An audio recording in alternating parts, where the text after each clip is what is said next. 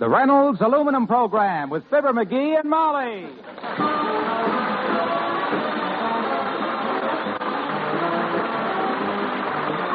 The Reynolds Metals Company, makers of Reynolds Aluminum, presents Fibber, McGee, and Molly, transcribed with Bill Thompson, Gail Gordon, Arthur Q. Bryan, and me, Harlow Wilcox.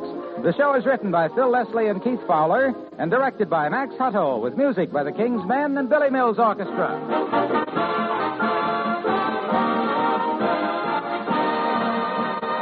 Take a look at your kitchen shelves, all stocked up for Thanksgiving, and see how brightly they gleam with Reynolds aluminum foil packaging. It will help you realize that you reach instinctively for the foil packages when you shop as your best assurance of quality. Cereals, cookies, dried fruits, dehydrated soups, butter, margarine, cheese. You'll find that your favorite brand of each of these is kept at its best in Reynolds aluminum foil. That's a major reason why you buy it. Even the breadcrumbs for that turkey stuffing comes packaged in foil, and the plum pudding has its bright foil label. And, of course, right close at hand is your favorite Reynolds Wrap, the original and genuine, the pure aluminum foil. With Reynolds Wrap, you keep leftovers fresh just as famous brand foods are kept, with the unequaled protection of Reynolds aluminum foil.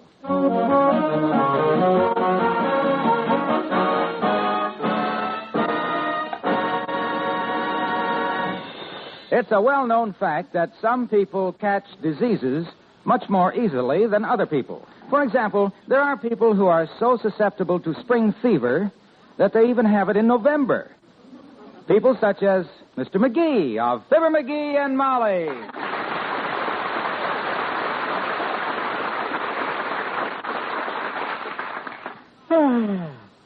My goodness, dearie, all you've done this morning is yawn. I hope it's not the company. No, it's just me, kiddo.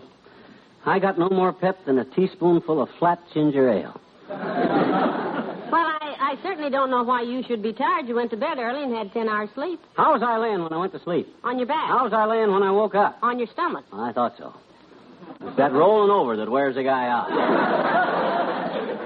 You know, dearie, much as I hate to say it, there are times when I think you must be the laziest man in America. Oh, no, not me. I guess I never told you about old Henry Burwanger, a fellow that I'm a human dynamo compared to from Peoria.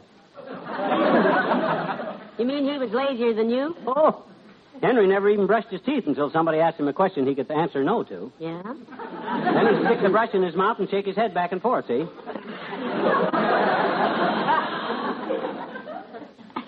Well, I'm sorry you picked today to try for his championship. I need your help around the house. What kind of help? Well, I just finished a new batch of preserves, and you could put the jars up on the pantry shelf. Oh, gee, kiddo, it ain't healthy to work indoors on a day like this. It's too stuffy. All right, the yard's full of leaves. You could rake them up and burn them. Gee, kiddo, it ain't healthy to work outdoors on a day like this. It's too chilly. I give up, if those aren't the flimsiest excuses. Come in. Oh, good morning, Dr. Gamble. Good morning, my dear. And a passing glance at you, leadhead. Hi, jelly tummy. Which would rhyme if there wasn't a lady present. Would you like a cup of coffee, Doctor? There's still some on the stove. Oh, thanks, Molly, but I just had some at the McGregor's house. I dropped by to see how Mrs. McGregor felt after her operation, and she insisted I stay for breakfast. Oh. Say, I thought you operated on her 3 months ago. It's almost 4 months. Well, then why are you still calling on her? Does she have complications? No. Adhesions?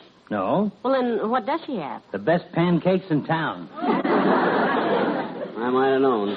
You're the only doctor I know who spaces his house calls, so he always gets there just at mealtime. Who keeps your appointment book, Duncan Hines? I know more good places to eat than he does, my boy. Yeah. You had any other calls this morning, Doctor? Yes, I got a frantic call from Clarence Bobbitt that he'd gotten something in his eye. So I stopped by there and did what I could to relieve his pain. My gosh, what a panty waste that Bobbitt must be. Gets a speck of dust in his eye and yells for a doctor right away. I didn't say he got dust in his eye. Oh? He had an argument with his wife and got a well-aimed fist in it. Well, what was the argument about? Well, they found a $10 bill hidden under the rug, and both of them claimed it. Who got it? I did, for treating his eye. And now the Wistful Vista garage will get it. The garage, huh? Mm-hmm. What's the matter? That old bucket of bolts you drive falling apart again? No, it's running fine, but it needs a polish job. Too bad they don't make cars out of blue serge. What you mean? Well, my pants get shinier all the time, and it doesn't cost me a penny. Do they really charge $10 for polishing a car? Yes, and I hate to pay it. You don't have to pay it. Polish the car yourself. You're a big, strong boy. Oh, not me. That's a chore, son. Okay, if you're scared of a little work. Heavenly days. Listen to who's talking about being scared of work. Have you ever polished your own car, McGee? It's a big job. What? Only seems like a big job to you on account of you ain't the type of guy that works like I'm one that loves to. Oh, the lightning will strike any minute now.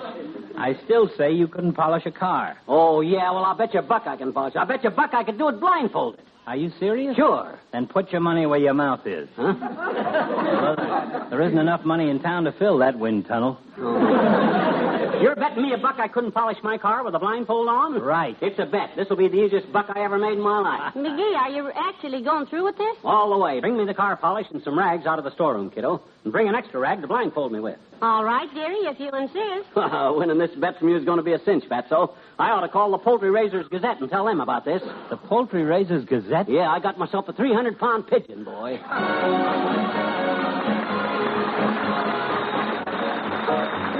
Billy Mills in the orchestra and Jambalaya.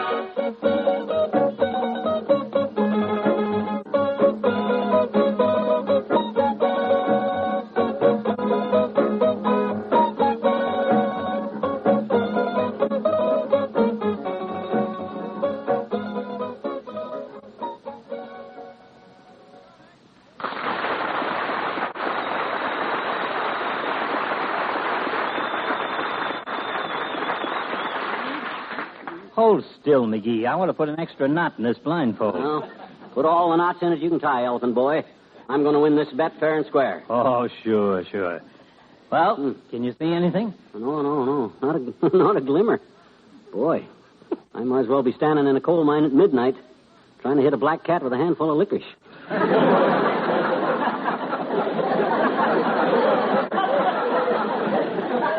Good. Do you have the polish and the rags, Molly? Right here, Doctor. Well, then I'll take our hero by his hot little hand and lead him to his doom. Oh, yeah. Doom my clavicle. I said I could polish my car blindfolded, and I meant it. You've lost a buck, Pudge Pot. We'll see about that. Careful going down the steps. There's 5 of them. There's 6 of them. Well, it was worth a try.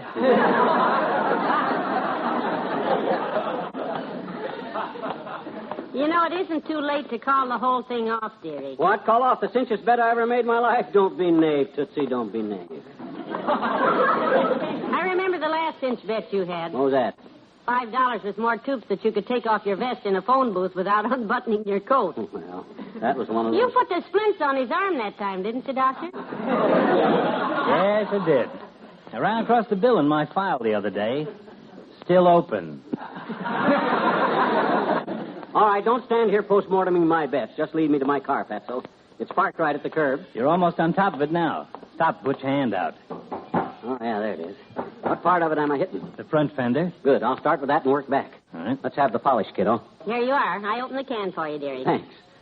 I'll just grab a rag and get to work. My gosh, why'd you bring such a big rag? All I needed was... McGee, let go of my skirt. Oh. I'm sorry, Tootsie. I've worn it for 8 steady years, and I admit a rag describes it very well. But you can't use it with me in it. No. Here, use this old towel. Well, now watch closely, Fatso. See how an expert does it. First, I put some on a rag. Then I spread it around with my special smooth circular motion that covers. Well, good morning, everybody. Hey, what's going on Good here? morning, Mr. Wilcox. Good morning, Harlow. This eager little extrovert claimed he could polish a car blindfolded, so I'm letting him make a grease monkey out of himself. Yeah, don't listen to him, Junior. I guarantee that when I finish, this buggy will be smoother than a politician's tongue. Well, looks like a slow job, pal. I hope you're through by day after tomorrow. Mighty important day, you know. Oh, of course, Thanksgiving Day. Ah, what a great occasion it'll be. This year, we have a special extra reason for being thankful. What's the special reason, asked little Fibber, feeling somewhat like Abbott speaking to Costello? Well, this year, for the first time in many years, you can have all the Reynolds wrap you want. That wonderful aluminum foil that ensures a perfect Thanksgiving dinner. Even with a blindfold on, I should have seen that one coming. Yes, your grocer has plenty of Reynolds wrap now, in the standard 25-foot rolls or the new jumbo economy 75-foot rolls. I even wrote a little poem about the ways it can be used on Thanksgiving. You care to hear it? What could I say to stop you? Nothing. I thought so. Well, I call it Be Thankful for Reynolds Wrap. Thankful for Reynolds wrap. Yes. It goes like this. Be thankful for Reynolds Wrap, in which you can roast your turkey, including the gizzard and the liver. It keeps the meat from shrinking and also keeps in all the delicious flavor. Oh, I'm glad Thanksgiving is 2 days off. This would kill my appetite. When you bake your Thanksgiving pies, there's a sure way to take the trouble out. Just put Reynolds Wrap under the plates to catch the rich juices when they dribble out. Yeah, you could use a blindfold, too, Junior, around the mouth. Now, wait a minute. When dinner is done, you can keep the leftovers fresh in Reynolds Wrap, and they'll make many a tasty dish, such as turkey croquettes and turkey soup and large portions of turkey hish. Well, that's it, pal. Not bad, eh? But, Junior, I can answer that best with a poem of my own. Yeah? Poets are supposed to suffer and write on busted pine tables because they can't afford mahogany. But when Wilcox is the poet, it's the people who have to listen that suffer all the agony. Okay,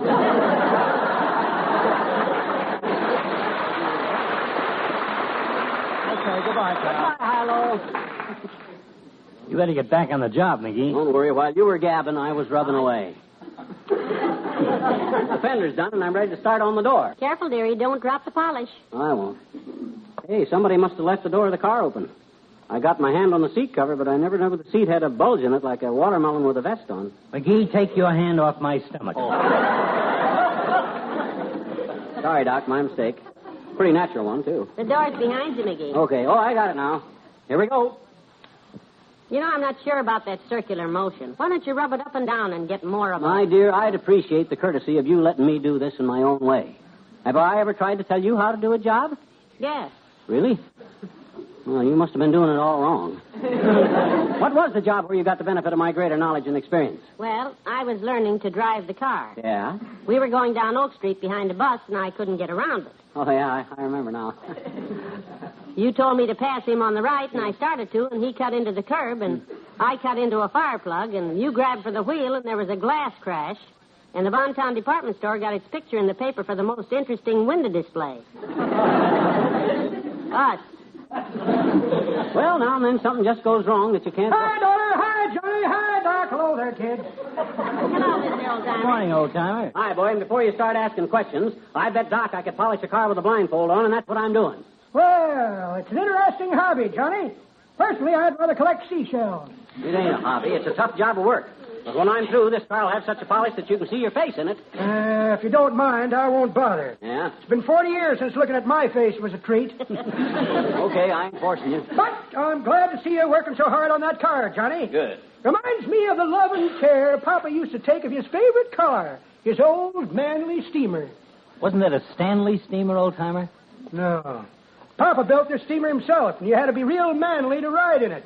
Oh, he built it himself. Yep, out of a bathroom water boiler, a pot-bellied stove, and a surrey without no fringe on top. How did he operate this contraption? The stove was in back of the surrey with the boiler sitting on it full of water. Papa would build a fire in the stove, wait for the boiler to get up a head of steam, and off he'd go. When he wanted more speed, he shook down the ashes. You mean he actually rode in that thing? Sure did, daughter. Every Sunday he'd climb up on the driver's seat right over the pot-bellied stove.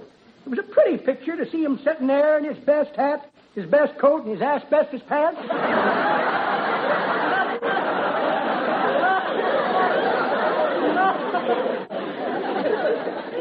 Just drove on Sundays, huh? Yep. Spent the rest of the week cutting down trees for fuel. Luxury type car, and he only got 3 miles to a cart of wood. I bet he had a lot of fun, though. Yep, and he tried to make money with it, too, Johnny. Yeah? Never will forget the time Papa entered the Manly steamer in an auto race. Well, how'd he do? How'd you do, son? Nice to see you, too. Anyway, there were 3 prizes in this race, and Papa won them all. Won all 3 prizes? Yep. When they was getting close to the finish line, the Manly steamer blew up. Yeah? The water boiler finished first, the pot-bellied stove finished second, and Papa and the Surrey come in third. Go on,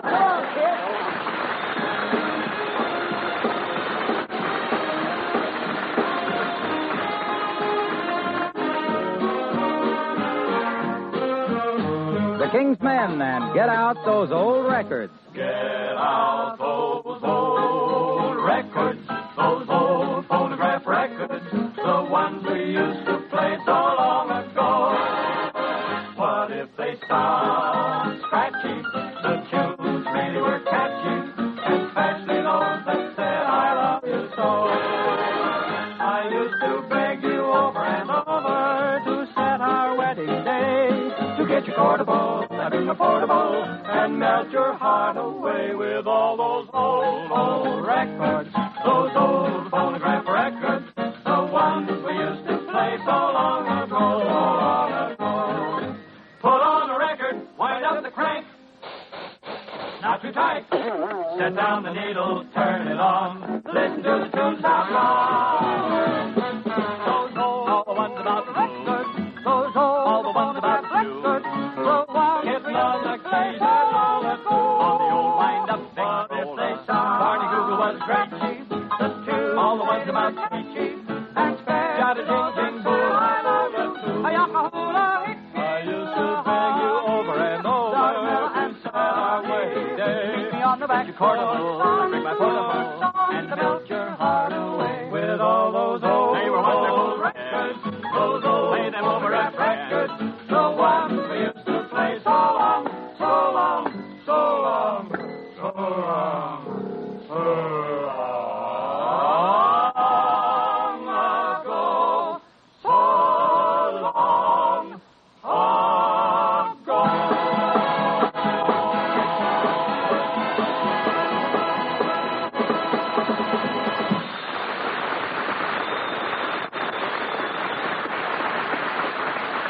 Nice going, boy. Oh, my back. Aches bad enough to be busted in half. Care to quit, my boy? Huh, and let you win the $1? Oh, no. I've been polishing this car almost 2 hours now, and I'm going to finish the job if it fractures my sacro and permanently injures my liliac. Well, you're almost through, aren't you, dearie? All but the right rear fender. My gosh, will I be glad to get this blindfold off. I feel like something was raised by a family of gophers. There is a certain resemblance now that you mention it. Well, you won't have the blindfold on much longer, dearie. Just be brave.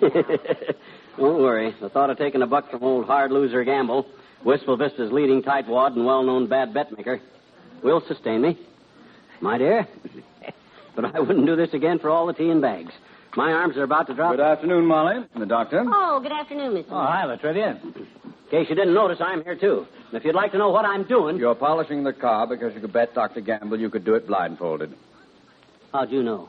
Simple. I thought of the most ridiculous thing a man could do, and it had to be right. Oh. One of your snippy days, huh? Hey, look, Molly, do you mind if I duck in the house and phone my office? Go right ahead, Doctor. Don't let him take that blindfold off or the bet's off. You're stuck and you know it, boy. What's new, Homer? Yes, we haven't seen you since the election, Mr. Mayor. Been busy, have you? Oh, yes. Just the usual after-election headaches, Molly. Some of my campaign people worked very hard to get me reelected, you know. And It must have been an uphill fight all the way, boy. Yes. You know how it goes in politics. I made a few promises to my workers here and there, and now that I've been reelected, I have to pay the piper. What'd you promise him, Latrice? What did I promise? Who? The man who played the bagpipes, Mr. Mayor. You just finished saying you had to pay the piper. Oh. I'm afraid you misunderstood. You must have put on some pretty flashy parade. You hired a guy just to play the bagpipes for you. After the Scotch vote, were you? No. Just a moment, please. There seems to be some confusion here. I didn't hire any bagpiper to lead any parades for me at all. Do you understand that? Probably just had the man march up and down in front of the poles playing his pipes. Yes, that's... No. I just love to hear bagpipes, Mr. Mayor. Oh, is my Uncle Dennis crazy about them? Yeah, remember the year we bought him bagpipes for his birthday, Molly, and put them up in his room? Yeah, and he was out celebrating and came in late and found them there. Yeah, and he come running downstairs for my shotgun, screaming there was an octopus in his bed. Oh, boy, that was fun. I'm sure it was. However, in my case, bagpipes had nothing to do with my re-election as mayor of this city. I simply ran on a managed platform. Now, I wouldn't sell them short, Mr. Mayor. That's mighty exciting music. Betcha, when all the guys got to run on is your record, Latrivia. There's nothing like a burst of bagpipe music to distract the voters. I should say so. Beat their ears with those bagpipes a while, and they don't know who they're voting for. Yeah, please, Molly McGee, will you just listen to me for a moment, please? You listen to him, Molly. I'm blindfolded. Now, this whole thing is all confused. Yeah? Look, I didn't mean I was actually going to pay a man for playing the bagpipes at all. You see... Well, if that don't knock the shine off the polished job... Trying to welch out on paying the poor guy, huh? No. Heavenly days. Hires a man to walk the streets blatting his brains out on the bagpipes and then won't pay him. I didn't hire a man to blat the bags out of his drain pipe. Drain the snags out of his fat knife. What? Yay! Look, when I thought I had to pay the paper, pay the paper, I didn't mean I had to pay the piper at all. Big pie the flag piper at all. Big pie the flag. I didn't pay the. You were the one. I was. Pay the piper.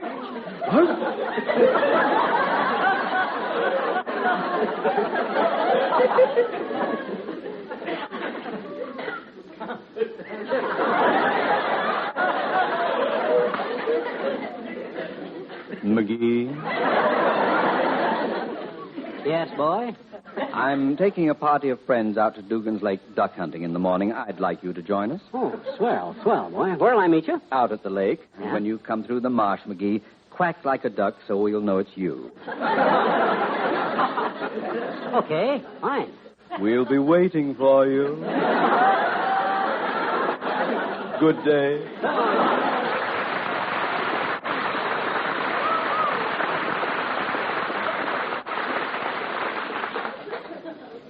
Don't you go, dearie. You're liable to... Oh, did you talk to your office, Doctor? Yep. Did your little cheater take his blindfold off? Not a peep, Doctor. He's just about finished, though. Yep. Just polished the last hunk of fender. Boy, I bet you I got the cleanest, shiniest car in town. How's it look? Absolutely beautiful. Probably better than the job Doc's going to pay 10 smackers for. Well, how about it? Do I win, Fatso? You win, McGee. Good. Never thought you could do it. Take off the blindfold and see how it looks. Yeah. My gosh, I'm so used to it, I forgot I was still learning. Now, off it comes. Ooh, like that. Oh, boy. That is a honey of a job. Boy, my back will be sore for a week, but it's worth it. If I can prove Hey. Yes? That's not my car. That's your car. I know it. Yours is parked over there. Why, you big fat double-crosser, you. Well, that's why you put the blindfold on me in the house. Stop beating. Why? You won the bet, and I'm happy to pay off, especially since it saves me $9. And you, kiddo. You. The wife I took for better half or worse. You helped him bamboozle me. I did that. I thought you deserved a little lesson for not helping me with the household chores. Huh? Anyhow, there's no harm done. No harm done? You call it no harm when for a measly buck I busted my back and made myself a flunky for this lunkhead who ain't got the... Hey, wait a minute. What now? Is that the stuff you brought me to polish Duck's car with? Yes, that large can. There's no label on it, but it was where you always keep the wax. Oh. Oh, my gosh. I'm sorry, George. This is a dad-ratted chain, you know what? With the blindfold on, I couldn't see what I was using. Well, What do you mean? What's the matter? That ain't car polish. Huh? The filling station asked me to give that stuff a try. That's a new kind of paint remover. What? Paint remover? Yeah. You spread it on and leave it on for 24 hours, and then all the paint peels off. If I'd have known. Oh, no. Yeah. Get the hose. Get me some soap. Get a scrubbing brush. You had me blindfolded,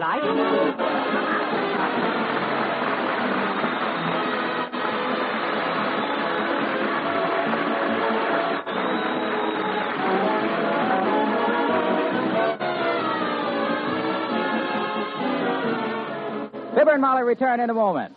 Thanksgiving time is homecoming time, and it's good to come home to a comfortable house, insulated against winter cold as against summer heat.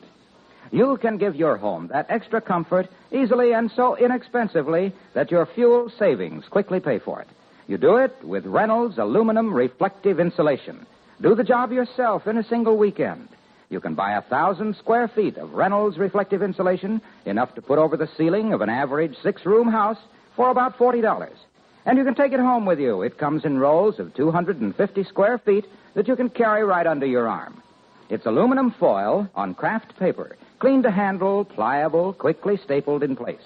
It costs much less than ordinary bulk insulations. Put in Reynolds aluminum reflective insulation. Your family will thank you. See your building supply dealer or write us for literature.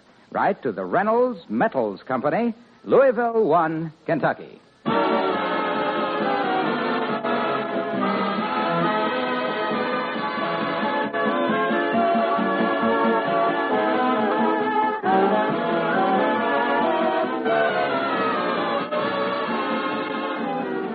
McGee, the doctor's still trying to wash that stuff off his car. Well, let him. I ain't going to help him. Oh, this is terrible. I never dreamed it was paint remover in that can. It wasn't. That's the same polish I always use, kiddo. What? You mean... Why, sure. You don't think I'd let old Fatso put one over on me, do you? Look at him scrub. Good night. Good night, Al.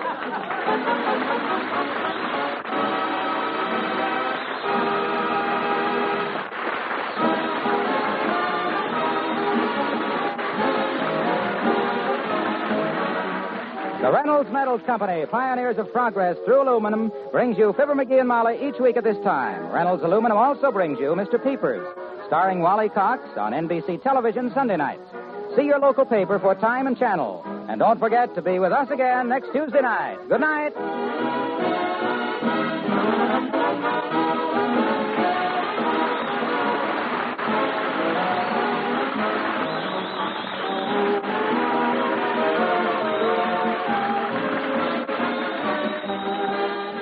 This program was transcribed. Tonight, play Two for the Money with Herb Schreiner on NBC.